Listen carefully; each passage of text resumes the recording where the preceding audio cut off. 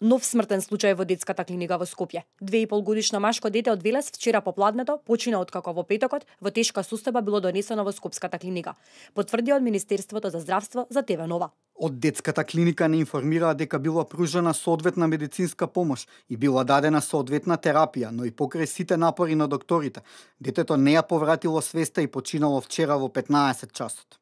Малото дете имало симптоми на губење свест со знаци на сепса и менингитис, воспаление на мозокот. Веднаш било примено на одделот на неврологија. По известно време состојбата му се влошила, пошто требало да биде префрлено на интензивна нега. Дел од медиумите пренесуваат дека на овој оддел немало место за уште еден пациент, па затоа не биле во можност да го сместат таму. Ги побаравме од болницата. Се уште сме во исчекување на потврдата од одговорните за оваа информација.